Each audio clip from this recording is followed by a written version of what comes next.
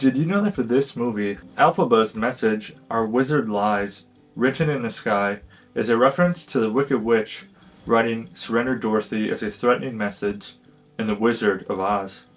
I absolutely loved Wicked. It absolutely blew me away. Going into the second movie, I knew that the second part of the musical wasn't as strong as the first part, but it still had so much to offer. And I think the movie did a really great job tackling as much as it could. I think it's well worth the wait. Movie theater was packed when I went to go see it with a really good friend of mine, Hannah. And I just have so many good things to say about this movie. There's only a couple things I didn't like, but I'll say that for the end of the review. First thing I liked is I liked the character treatment and the tone of this movie. So this movie really had a different change in tone and just how the characters were treated and how they acted this time around. So because Wicked establishes these characters, we understand where they're coming from. This one, some time has passed now, and now we get to see where Glinda's at, where Elphaba's at. Completely just so far apart in beliefs, and their friendship is not very strong at the moment. I mean, Elphaba is, number one. Like, she's on the number one list in terms of, because she's been vilified so heavily.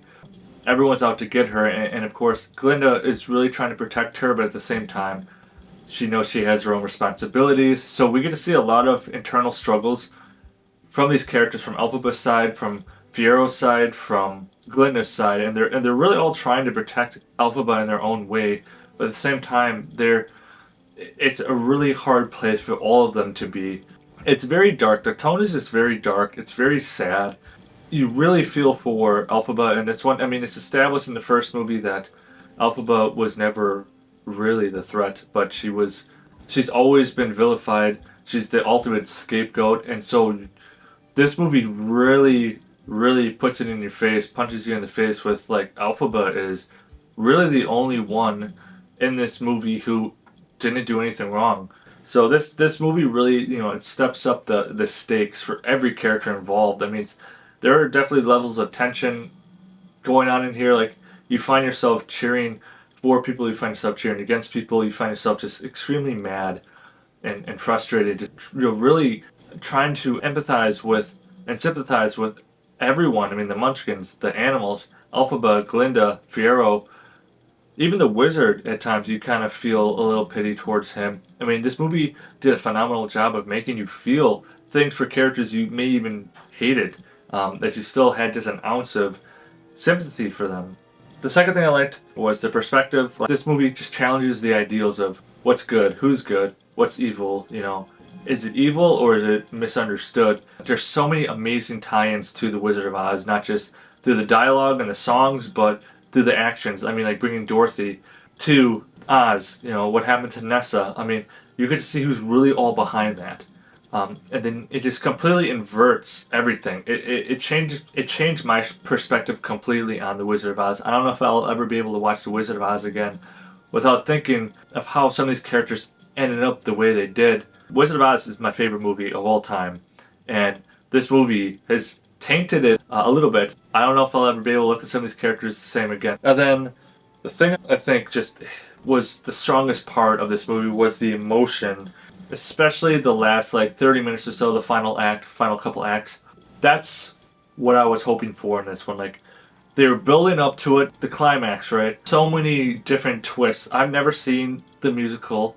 I didn't know about any of the twists that happened in the musical, so actually I really am glad I didn't know anything about this musical. Usually I like to be as well informed as I can when going in to see anything, but part of me was actually really thankful I didn't know about any of the major twists, because it made the experience so much more jaw-dropping, just blew my mind.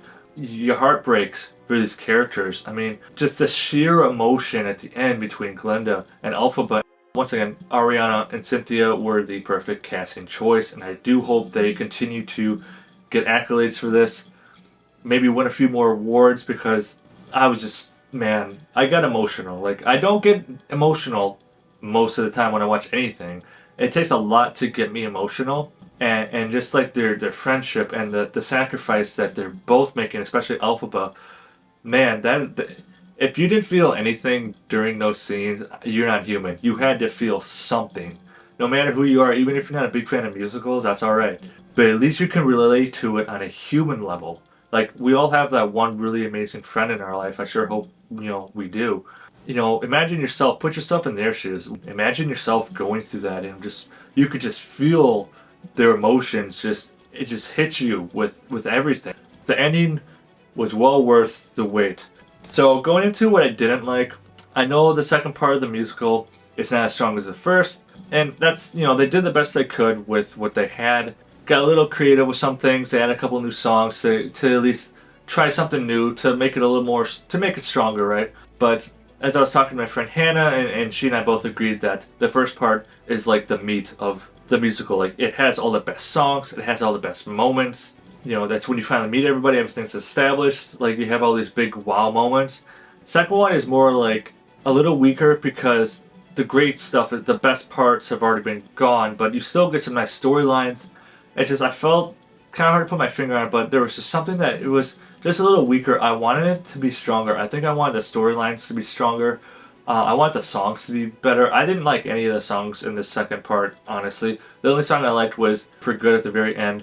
In my opinion, I actually like that song better than Defying Gravity, even though Defying Gravity is like what made Wicked put it on the map. I gotta say, For Good is incredibly underrated. I felt like some of the characters, we didn't get a lot of closure on them. They're kind of flyby characters. There's just so much going on, so many characters at the very end. You can't do them all justice. Like, you kind of just have to forget about some of them and then kind of focus back on Elphaba and Glinda, because those are the main ones to focus on. But I kind of wanted a little more resolution for some of these characters. But with all that being said, it's still an absolutely incredible movie. So I highly recommend go out and see Wicked for Good as soon as you possibly can. So for Wicked for Good, I'm going to give it a 7.5 out of 10 Mudflaps. Remember, leaving a thumbs up and drop the comments below. What is your favorite song from part 2 of Wicked? See you soon.